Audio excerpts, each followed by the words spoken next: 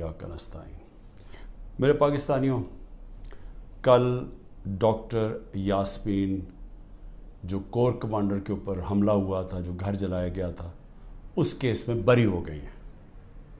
عدالت نے ان کو بے قصور قرار دے دیا گیا ہے۔ اب ڈاکٹر یاسمین ہماری سینٹرل پنجاب کی پریزیڈنٹ ہیں۔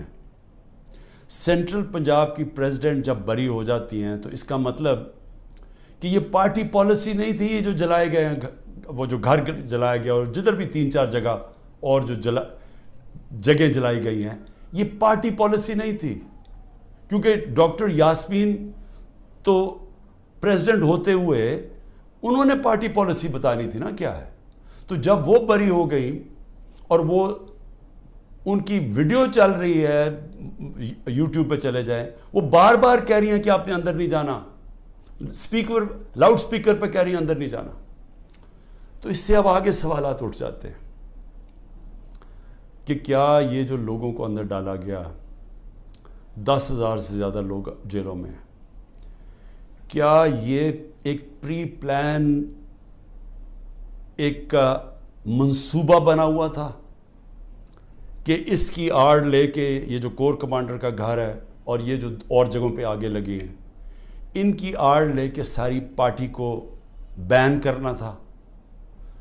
ساری پارٹی کے اوپر جس طرح کا اس وقت ظلم و تشدد کیا جا رہا ہے، کیا یہ پہلے سے پلان تھا؟ اب تو یہ سامنے آ رہا ہے، یہ تو اب واضح ہو گیا ہے کہ اس کا مطلب کہ جو بھی کوئی کر رہا تھا وہ پارٹی پالیسی نہیں تھی، نہیں تو ڈاکٹر یاسمین بری نہ ہوتی۔ اور میرا 27 سال کی پولیٹکس میں چیلنج کرتا ہوں کہ کہیں بھی آپ جا کے مجھے یہ بتا دیں کہ میں نے کہا ہو کہ قانون سے باہر جانا ہے۔ پرامن احتجاج، دھرنا کرنا، لانگ مارچ کرنا، جب تک وہ پرامن رہے، یہ ہمارا حق ہے، یہ میرا آئین، میری کانسٹیٹیوشن مجھے یہ حق دیتی ہے اور یہ سب کو پاکستانیوں کو دیتی ہے۔ 3 لانگ مارچز ہمارے خلاف کی گئی، 3۔ بتائیں کتنی FIR کٹی، کتنے لوگوں کو کتنوں کے گھروں میں گھس کے ان کے دروازے توڑ کے اندر جا کے لوگوں کو جیلوں میں ڈالا گیا، کتنوں کی مار پٹائی کی گئی، کتنوں کے اوپر ٹیئر گیسنگ کی گئی۔ اور مجھے یہ بتائیں کہ اب جو ہمارے لوگوں کو اندر ڈالا ہوا ہے، کیا کوئی اس کے اوپر انڈیپینڈنٹ انکوائری ہوگی یا نہیں ہوگی؟ دیکھیں یہ ہو ہی نہیں سکتا، یہ دنیا کا قانون نہیں ہے کہ آپ ہی جج کریں، آپ ہی فیصلہ کریں سزا اور آپ سزا دے دیں، جج، جیوری، ایکسیکیوشنر۔ یہ تو دنیا میں کہیں بھی نہیں ہوتا۔ ہمیشہ جب کوئی انسیڈنٹ ہوتا ہے انڈیپینڈنٹ انکوائری ہوتی ہے۔ اور میں بار بار، میں جب سے جیل سے نکلا ہوں، میں نے چیف جسٹس کے سامنے مذمت کی اور میں نے تب بھی کہا کہ یہ ہماری کبھی پالیسی نہیں رہی۔ جو پارٹی الیکشن چاہ رہی ہے وہ انتشار نہیں چاہتی، کیونکہ انتشار تو وہ چاہ رہے ہیں جو الیکشن سے بھاگ رہے ہیں، اور یہ جو بھاگ رہے تھے الیکشن سے، یہ ساروں کی مل کے سازش تھی۔ دیکھیں اب پیچھے جائے نا، میں بیل پہ تھا، میں ہائی کورٹ کے اندر بیٹھا ہوا ہوں، مجھے کوئی میرے پر چارج بھی نہیں تھا۔ اسلام آباد جانے سے پہلے میں نے یہ کہا کہ اگر کوئی وارنٹ نکلی تو میرے سامنے رکھے، میں چپ کر کے ایکسیپٹ کر کے آپ مجھے جیل میں لے جائیں۔ یہ میں کہہ کے نکلا تھا۔ پھر کیا ضرورت تھی کہ اتنا بڑا ایک کمانڈو سٹائل حملہ ہوتا ہے، شیشے توڑتے ہیں، لوگوں کو ڈنڈے مارتے ہیں، جس طرح کے وہ بیچارے وہاں کام کرنے والے جو رجسٹری آفس میں تھے ان کو ماریں پڑتی ہیں، کمپیوٹر توڑ دیتے ہیں، شیشے توڑ دیتے ہیں، اور مجھے ایک دہشت گرد کی طرح پکڑ کے لے کے جاتے ہیں، جو ساری دنیا میں وہ چلی جاتی ہیں تصویریں۔ تو اس کا بعد تو رد عمل آنا تھا۔ تو اب میں یہ سوچ رہا ہوں کہ کیا یہ جان کے کیا گیا تھا؟ کیونکہ مجھے آرام سے بھی پکڑ سکتے تھے، مجھے پولیس بھی پکڑ سکتی تھی، میں ہائی کورٹ سے باہر نکلتا تب بھی پکڑ سکتے تھے، میرے ساتھ تو کوئی لوگ ہی نہیں تھے۔ تو کیا وہ سارا کچھ کرنا، وہ مار دھاڑ کرنا، کیا یہ منصوبے کا حصہ تھا؟ اور یقین کریں، جیسے ہی میں اندر گاڑی کے بیٹھا ہوں، جب انہوں پکڑ کے لے کے گئے، بڑی میرے سے تمیز سے باتیں ہوئی، کوئی میرے سے برا سلوک نہیں ہوا، وہاں سے لے کے نیب میں۔ تو کیا یہ دکھانے کے لیے سب کچھ تھا؟ جس کا رد عمل آیا اور وہ پہلے سے پلان کیا ہوا تھا یہ جو سب کچھ ہوا ہے. میں پھر سے کہتا ہوں کہ اگر سچ پہ پہنچنا ہے تو وہ صرف ایک طرح کہ ایک انڈیپینڈنٹ انکوائری کی جائے. اور یہ جو ہوا ہے ڈاکٹر یاسمین کی جو بری کیا گیا, اور وہ ہونا ہی تھا انہوں نے بری, کیونکہ ان کی تو ویڈیو چل رہی تھی کہتے کہ اندر نہیں جانا آپ نے, اور روک رہی تھی لوگوں کو, تو اس سے تو بری ہونا تھا. لیکن یہ ہماری پریزیڈنٹ تھی سینٹرل پنجاب کی, سارا سینٹرل پنجاب ان کے نیچے تھا, تو جو بھی انہوں نے بولنا تھا وہ ہماری پالیسی تھی. تو ایک تو میں یہ آج کہنا چاہتا تھا کہ یہ ایک ایسی چیز ہوئی ہے جو سب کو, جو ہمارے اوپر ساروں کو غدار بنا دیا, فوج کے دشمن بنا دیے, یہ سب کو آپ سوال پوچھنا چاہیے کہ اس کے پیچھے کون تھا. دوسری چیز, میں اپنے کارکنوں کی اب بات کرنا چاہتا ہوں, کیونکہ میرے پاس اب جو نکل کے آئے ہیں کارکن, ابھی میں باہر, میرے ایک کارکن جس کو 17 دن جیل میں رکھا ہے وہ واپس آیا, سارے ایک ہی کہانی سنا رہے ہیں. اتنے زیادہ لوگ ہیں, جیل چھوٹا ہے, سب کو وہاں بند کیا ہوا ہے, یعنی وہ جیل میں گنجائش ہی نہیں ہے جو جیلوں میں جتنے زیادہ لوگوں کو انہوں نے بند کیا ہوا ہے. کس حالات میں وہ رہ رہے ہیں, کس طرح گندگی ہے وہاں, کھانا ان کو دیا نہیں جاتا, 2 دن کہتا ہم نے روزے رکھے ہیں, کھانا ہی نہیں تھا. اور پھر ان سے جو سلوک کیا گیا, یعنی ایسے رکھا گیا, یہ پولیٹیکل ورکرز ہے, انہوں نے کوئی کرائم نہیں کی, ان کی ابھی تو کرائم ثابت ہی نہیں ہوئی, اور پھر وہ بتاتے ہیں ہم جاتے تھے ادھر عدالت میں, وہاں سے نکلتے تھے دوسرے کیس پہ اندر ڈال دیا. اب یہ جو آدمی نکلا ہے, یہ صرف یہ کوئی 40 لوگ رہا ہوئے ہیں, 40 میں سے 7-8 نکلے ہیں, باقیوں کو پھر جیلوں میں ڈال دیا. تو یہ مجھے بتائیے کون سا قانون ہے آج پاکستان میں؟ میں یہ سوال پوچھتا ہوں کہ جو بھی آج حکمرانی کر رہے ہیں, کیا ان کو اندازہ ہے کہ یہ پاکستان کو کتنا نقصان پہنچایا جا رہا ہے؟ ٹھیک ہے, تحریک انصاف کو کمزور کیا جا رہا ہے, توڑا جا رہا ہے, لوگوں کو دھمکیاں دے کے چھڑوائی جا رہی ہے پارٹی, گھروں میں گھس جاتے ہیں, اگر وہ نہیں ملتے تو ان کے جاننے والے یعنی خاندان کے لوگوں کو پکڑ کے لے جاتے ہیں. اگر وہاں کوئی گھر میں کوئی نہیں ہے تو ان کے پھر جو رشتہ دار کہیں رہ رہے ہیں, بہنیں رہ رہی ہیں, ان کے اوپر پیچھے پڑ جاتے ہیں, ان کو اٹھا کے لے جاتے ہیں. پھر بزنسز تباہ کر رہے ہیں, جو حماد اظہر کی فیکٹری بند کر دی ہے, اور بھی میں سب کا بتاؤں کہ جن کے ہمارے جن کے کاروبار تھے, کاروبار بند کر دیے. عاطف خان کا کاروبار 100 سے زیادہ لوگ وہاں کام کرتے تھے, وہ بند کر دیا. وہ ایکسپورٹ کرتے تھے چیزیں, وہ رہ گئی بیچ میں. تو یہ جو کیا جا رہا ہے, میں پھر سے یہ سوال پوچھتا ہوں کہ ہم جا کدھر رہے ہیں, یعنی اس سے اچیو کیا ہوگا؟ تحریک انصاف کمزور ہو گئی, تحریک انصاف اتنی کمزور ہوگی کہ وہ الیکشن لڑنے کے قابل نہیں ہوگی. ملٹری کورٹس سیٹ اپ کیے ہیں ایک ہی وجہ سے کہ میرے کوئی بھی کیس کے اندر مجھے سزا نہیں ہو سکتی, سارے میں نے وکیلوں کے ساتھ سارے بوگس کیسز ہیں, تو آخر میں ملٹری کورٹ میں سزا دیں گے. یہ کھولے اس لیے کہ عمران خان کو سزا دی, چلیں جی میں جیل میں چلا گیا, اب آگے چلیں گے. اس کے بعد کیا ہوگا؟ اس کے بعد پوچھنے کی بات یہ کہ کیا پاکستان جو تیزی سے اس دلدل میں پھنستا جا رہا ہے, اس سے نکل جائے گا؟ کیا ہماری معیشت جو اس وقت کبھی اتنے برے حالات میں نہیں تھے جو آج ہے, کیا یہ جو مہنگائی پاکستان کی تاریخ میں سب سے زیادہ 12.4% تھی جب ہم اقتدار میں تھے 1 سال پہلے, آج وہ 38% پہ پہنچ گئی ہے.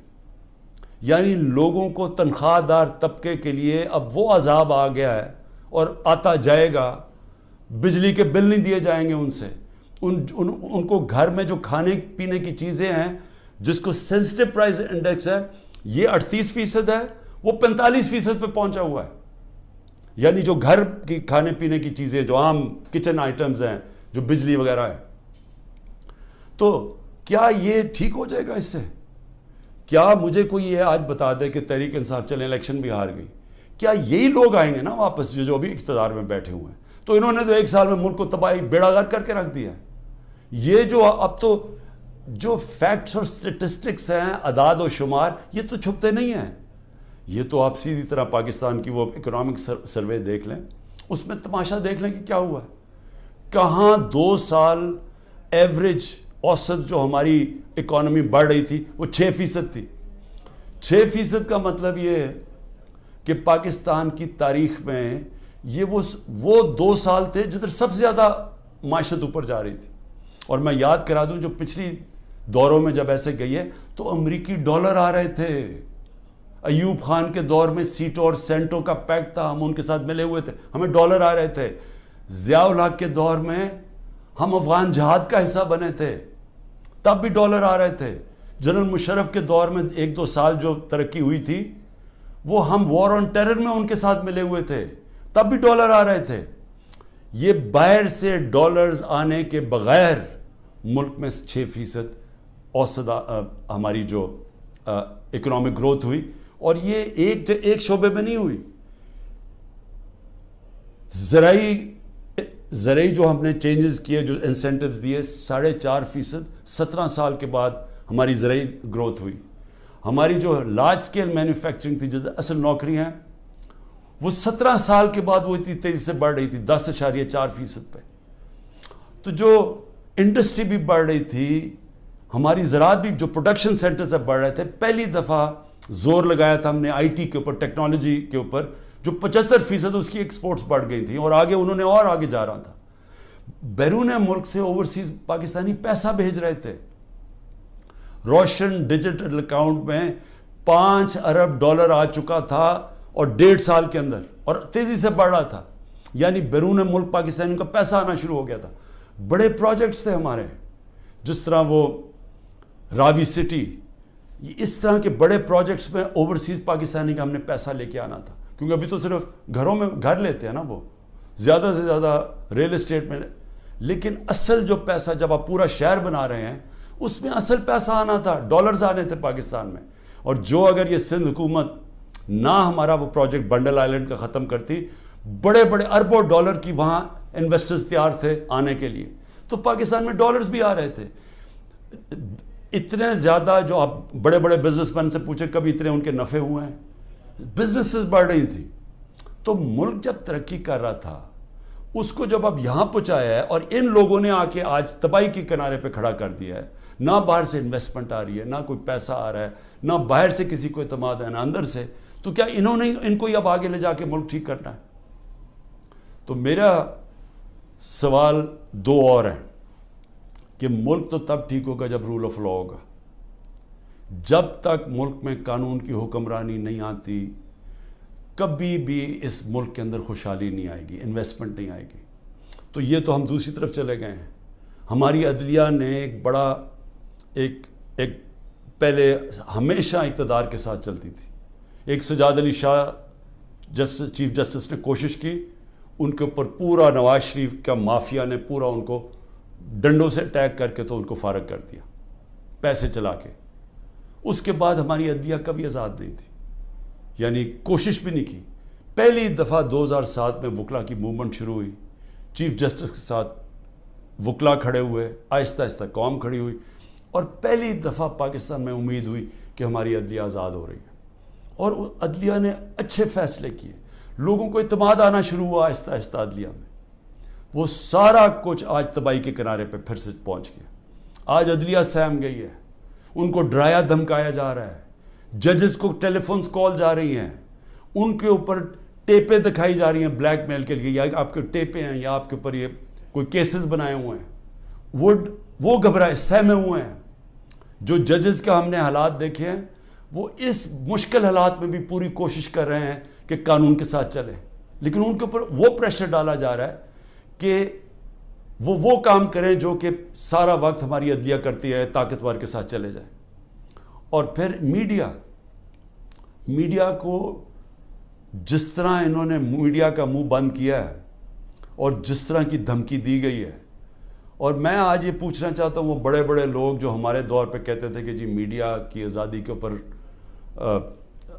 ہم کوشش کر رہے ہیں وہ آزادی واپس لینے کے لیے, میں آج ان سے پوچھتا ہوں کہ آج وہ کدھر چلے گئے ہیں؟ آج کیوں نہیں آپ بول رہے؟ آج تو آپ کے اوپر وہ میڈیا کے اوپر کیا, یہ مارشل لاز کے اندر بھی نہیں ایسا تھا. مشرف کے مارشل لاء میں بالکل اس طرح کی پابندیاں نہیں لگی تھی. آپ دیکھ لیں مشرف کا ماشاءاللہ، یعنی میں اپوزیشن میں تھا، ہمیں پوری موقع ملتا تھا بولنے کا. آج تو نام بھی نہیں عمران خان کا کوئی لے سکتا، تحریک انصاف کا کوئی نمائندہ بھی نہیں جا سکتا. تو کدھر کی میڈیا کی آزادی؟ اور جمہوریت تو ہوتی ہے، جمہوریت کے پلر کیا ہوتے ہیں؟ سب سے پہلے فنڈامنٹل رائٹس پروٹیکٹ کرتی ہیں عدالتیں.